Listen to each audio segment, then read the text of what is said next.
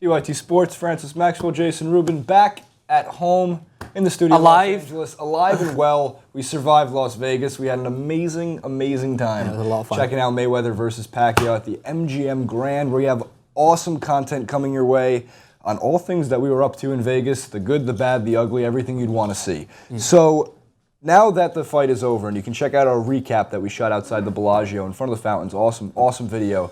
We're going to leave that for you right up there. But now that the fight is over, of course, there are conspiracy theorists literally everywhere on this fight. And, you know, when it comes to boxing, we know boxing is a corrupt sport. No. But if you have a pair of eyes, you watch the fight, you can clearly see that Mayweather won that fight. But let's get into some of the fun conspiracies that have come along the way. As you can see some B-roll from the fight. At the end of the fight, by the way, there was a nice little hugging session between the two. There was some hugging during the fight, too. That a lot of hugging. The ref did break up a few times. Yeah. Mayweather holding his belt, of course, for the umpteenth time that he's defended his 5 different titles. So let's take a look at the scorecard from the fight.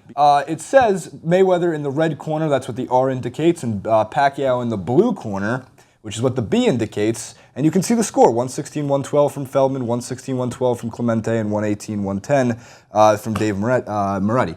But now, Francis, take us through when you see the next picture. Where were they sitting when that fight happened? Well, if you can see there, Floyd Mayweather apparently sitting in the blue corner, whereas Manny Pacquiao sitting in the red corner. So obviously, it was wrong, right? Obviously, Pacquiao should have won because he was sitting in the correct corner and what it said on the scorecard. Well, it actually came out it was just a slight error, on a clerical error on the card itself. And even if people who are clinging on to that conspiracy as a way of saying that Pacquiao wins the fight are just Pacquiao fans. And don't get me wrong, we know Mayweather's not the most likable character, but as you just said, if you had a pair of eyes and you know boxing and you know what you expected coming into that fight, there was no doubt that Floyd Mayweather won that fight. And people are going, oh, but Pacquiao threw all the punches.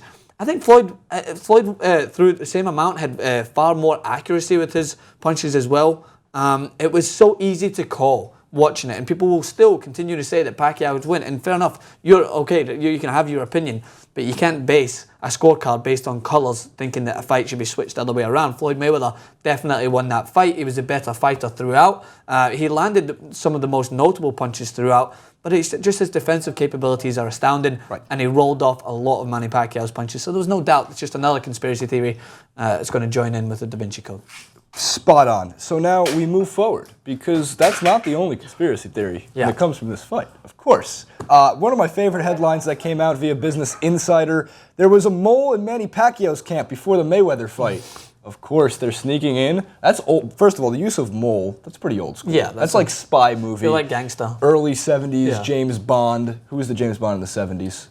Probably, I'm thinking Roger Moore. Sean Connery was 60s, 50s, I think. I'm not sure. The moles. Relative Bond analyst. Yeah, of course. Well, so when you look at it, like they said that there was a mole in the camp, and Mayweather, which told Mayweather that he knew that torn rotator cuff that Pacquiao either suffered in training or most likely the fight. Yeah. And that had to do with the pulling. When they said, you know, at first when Mayweather was clinging on to him, the conspiracy went into detail about how Mayweather at most points were pulling his shoulder down, First of all, if you rewatch that fight, half those shoulder pulls were on the other shoulder. And Second of all, it's ridiculous. The one, I think it's the one GIF that's out there of the moment of one of his most notable punches where he caught his shoulder. He got him clean on the chin. He just followed through. A boxer punched someone in the... Exactly. Right, he caught him in an open part of Pacquiao's body. It wasn't as if he was going directly for his shoulder. He just seen that that was one part of Pacquiao's body that wasn't guarded. He caught him clean on the chin, and it just followed through and hit him there. Another conspiracy theory,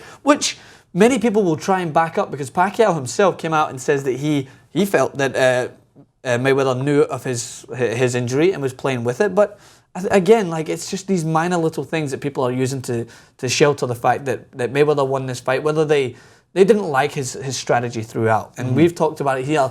It's funny because people are already making comparisons. Well, the people that I know, Mayweather to Chelsea, and their unethical approach, their unethical approach, their defensive approach. But they win. He wins, and no matter how much. What's the goal?